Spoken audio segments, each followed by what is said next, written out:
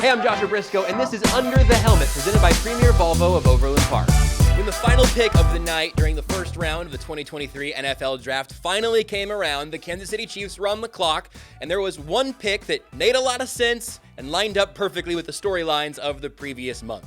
Then they turned in their card, selected Kansas City Chiefs defensive end Felix Anudike Uzomah, and made him the newest member of his hometown team.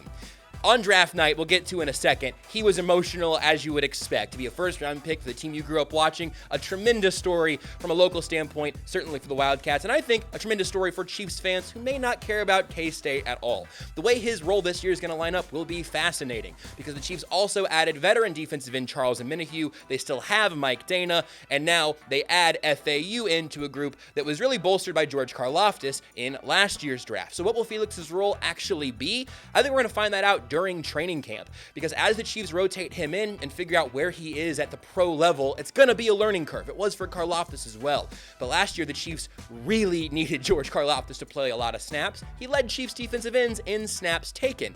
This year, it's not quite as barren, but with Frank Clark now in Denver and there being a little bit of an unknown about Carlos Dunlap or maybe another veteran defensive end, there could be a lot of snaps there for the taking for FAU, who, as I mentioned, had a lot to smile about on draft night. This is all I dreamed of. Like, this is literally, I had a dream of this like 4 times in my lifetime.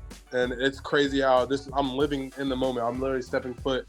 Tomorrow I'm going to probably wake up and check my phone and make sure that I'm still on the Kansas City Chiefs. Ultimately, I bet we see plenty of FAU during his rookie season, but I would not be surprised, nor should you be alarmed if he's not a week 1 starter. Depending on the status of Omenihu, who can play inside-outside, along with Mike Dana, who's now been here for a sneaky long time, it's going to be a rotation for Felix, and then in years to come, the Chiefs certainly hope to see him in that starting lineup.